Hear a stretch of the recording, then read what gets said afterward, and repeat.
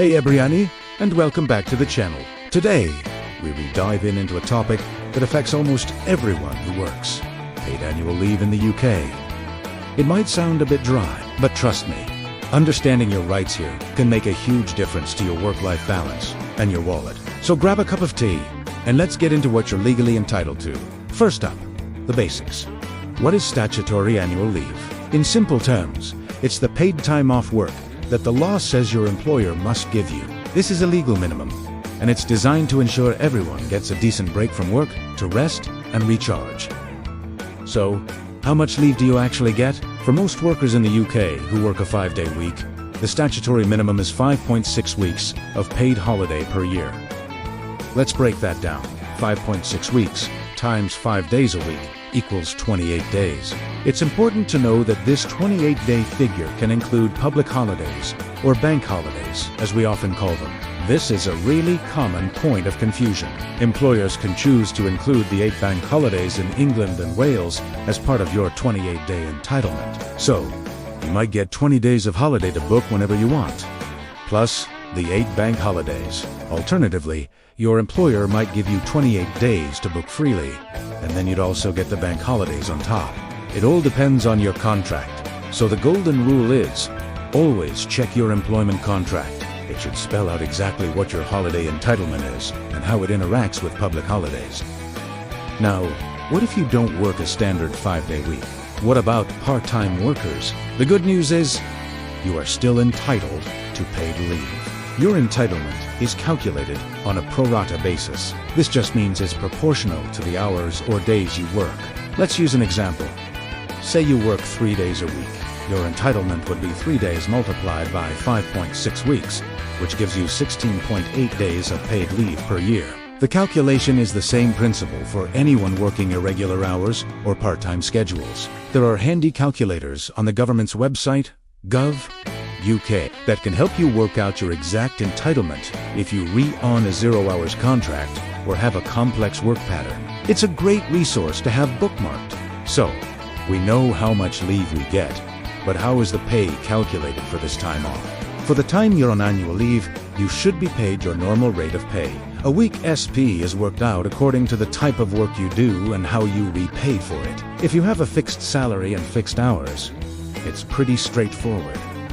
It's just your normal weekly wage. But what if your pay varies? For instance, if you work shifts or get regular overtime or commission, in these situations, the law says that your holiday pay should reflect your average earnings. The calculation for this looks at your average pay over a 52-week reference period. This ensures that you don't lose out financially just because you're taking a well-deserved break. If you haven't worked for 52 weeks, the reference period is just the number of weeks you have worked. Again, this can get a bit complicated, so it's worth looking at the specific guidance on the ACA's or gov.uk websites if this applies to you. Let's move on to the practical side of things. Booking your leave. Can you just take your holiday whenever you want? Not quite. Your employer has the final say on when you can take your leave. They can have rules in place about how much notice you need to give, and they can also refuse a holiday request, for example, if it has a particularly busy period for the business, or if too many other people have already booked that time off. The general rule for notice is that you should give notice that is twice as long as the leave you want to take. So, if you want to take 1 week off, you should give 2 weeks notice. Your employer, in turn, must give you notice if they want to refuse your request. The notice they give must be at least as long as the holiday you requested. So, if you ask for a week off, they must tell you no at least a week before the leave was due to start. Of course, many companies have their own internal policies, which might be more generous. So again, check your contract and your staff handbook. What if you don't use up all your holiday entitlement by the end of the year? Can you carry it over? This is another big question. The law states that a minimum of 4 weeks of statutory leave must be taken in the leave year. It has accrued. The remaining 1.6 weeks can, if your employer agrees, be carried over into the next leave year. However, your employer doesn't have to let you carry it over unless it is in your contract or has been agreed upon. It's really important to plan your leave and not assume you can carry it over. You could end up losing it. There are some exceptions, Like if you've been on long-term sick leave or maternity leave and have you been able to take your holiday. In these cases, you are usually allowed to carry over your leave. The rules here are specific, so it's always best to seek advice if you find yourself in this situation. And what about when you leave a job? What happens to the holiday you haven't taken? When your employment ends, you are entitled to be paid for any statutory holiday entitlement that you've accrued but not taken. This is often called payment in lieu of holiday.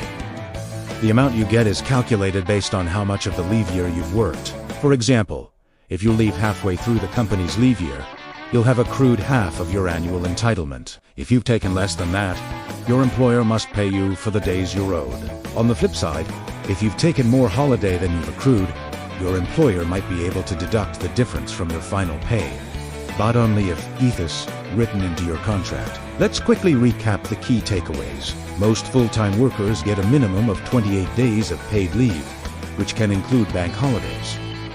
Part-time workers get a pro rata amount. Your holiday pay should be your normal pay, including regular overtime or commission. Your employer has rules about booking leave, so you need to give proper notice. And finally, when you leave a job, you get paid for any untaken leave you've earned. Understanding your holiday rights is so important. It empowers you to have conversations with your employer and ensures you getting the rest you're entitled to. If you ever feel that your employer isn't following the rules, there are places you can go for help. The ACA's helpline offers free, impartial advice on workplace rights. And Citizens Advice is another fantastic resource. Remember, these laws are in place to protect you and your well-being. I hope this has cleared up some of the common questions about annual leave in the UK. It's a big topic, and we've covered a lot, but having this knowledge is your first step to making sure you're being treated fairly. If you found this video helpful, please give it a thumbs up and consider subscribing for more content on understanding your rights at work. If you have any questions, drop them in the comments below, and I'll do my best to answer them. Thanks for watching, and I'll see you in the next one.